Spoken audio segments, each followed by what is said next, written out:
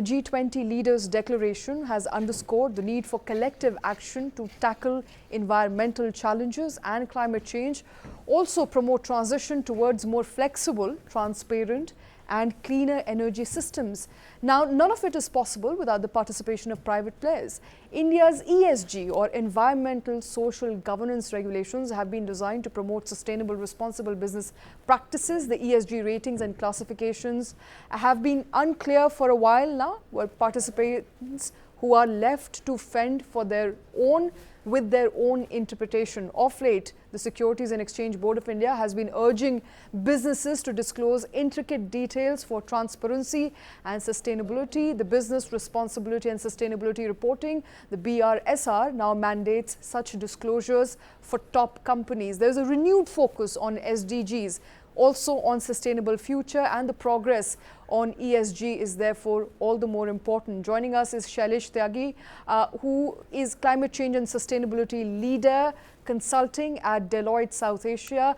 Mr. Tyagi, thanks very much for taking time out, sir. My first question to you, I want you to take our viewers through the big takeaways from G20 as far as sustainability is concerned. Are we promising a better future? If yes, what kind? Thanks, Shweta. Thanks for the opportunity.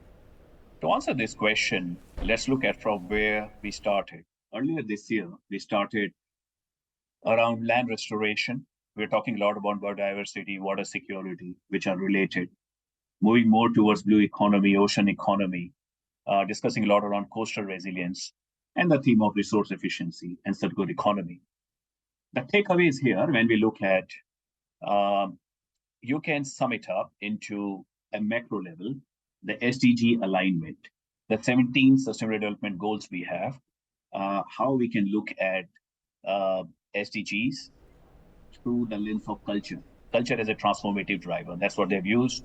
How we can accelerate progress towards these SDGs. Moving on to what you started with around the green energy, the green development pact for sustainable future, right? How we can really look at financing for cities of tomorrow, which are also related. The financing bit came in. And finally, of course, the disaster risk and buildings, right? How we can look at disaster risk management. The bit of element around gender equality, quality education, more of an extension of SDGs. But look, what I really liked is the focus on biofuels. Very important, and how we can improve blending of ethanol to 20%, nothing new, but when we look at its role towards decarbonization journey, it is great. In terms of the key takeaways would be a global common language as we head into COP28, how we can look at some real measurable, actionable interventions when it comes down to climate change, how we can look at commercializing new energy solutions, how we can come up with aggressive renewable energy targets, how we can look at our value chain and scope 3 emissions, right? And the role of scope 3 towards decarbonization, which is, think about any company, think about carbon, more carbon intensive sectors. 80 to 90% of their decarbonization goals come out of scope 3. So these are some of the views I have, and happy to emphasize more any of these aspects of biofuels. Over to you, Shweta. All right. We'll of course come back to you very, very shortly. My colleague Krishna Kumar also joining us here in the studio. Krishna, the cornerstone, one of the pillars as we continue to highlight here of the G20 was need for a more sustainable, better future. A future which is in line with the SDGs. A very stark pointer that I could read from the report as I was reading this afternoon is that we're only about 12% into our SDG goals for 2030. We're already in 2023, 7 more years to go, which essentially means that although there is a lot that's been written on the paper, there's a lot that's been promised, a lot is not being achieved. Clearly, a lot has not been achieved, and that's being taken cognizance of at the G20, Shweta. For example, the fact that there's a reiteration or recommitment to SDG goals as part of the New Delhi Declaration really tells you that the spotlight, as far as India's G20 presidency is concerned, the spotlight has clearly been on climate crisis and sustainable development. And if you see, there were many forums held in the lead up to the annual G20 Summit, and there was a forum back in July in India where we're talking about sustainability and ESG goals as paving the world for the new, paving the way for a new world order. So as far as, this has come from the fundamental thought, the theme of India's G20 presidency, which is Vasudhaiva Kutumbakam, which is one world, one earth, one future.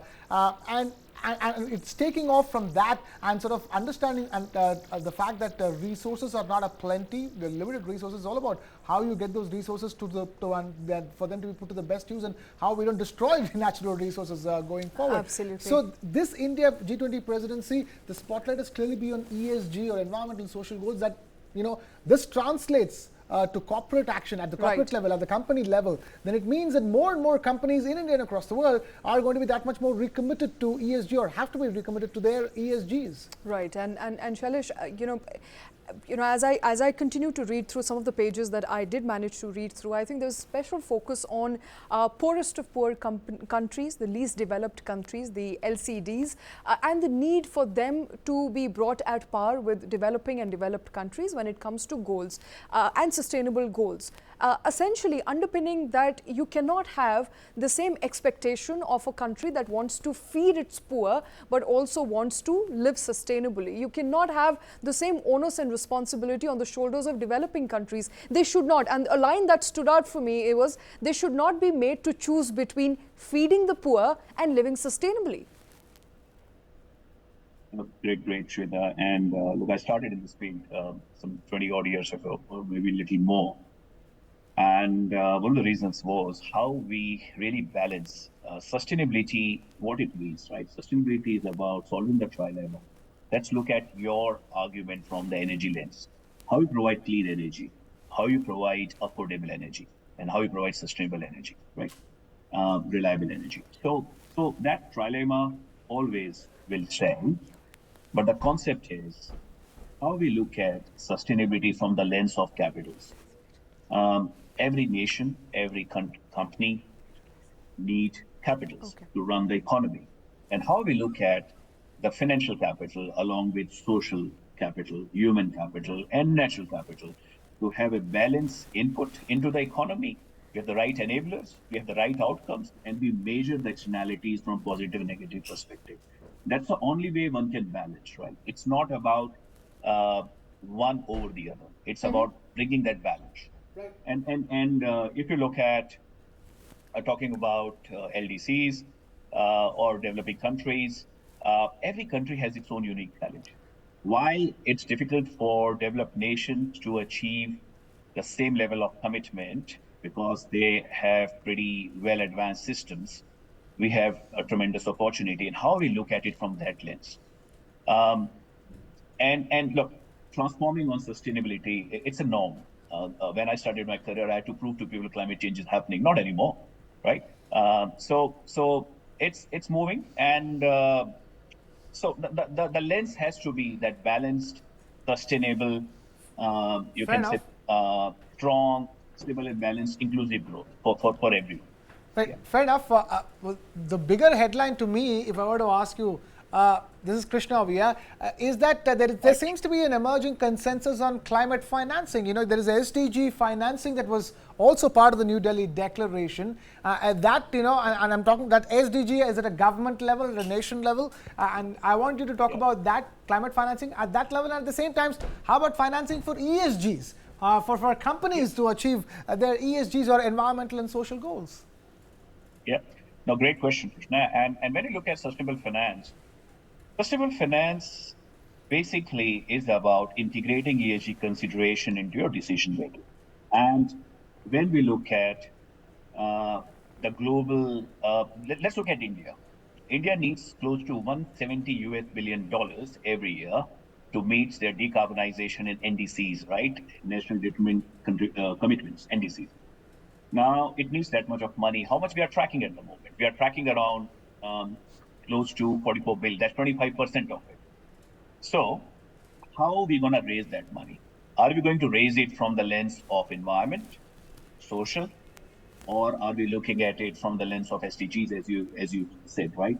So it comes down to that the same question Shweta was saying of a balanced approach, how you're integrating.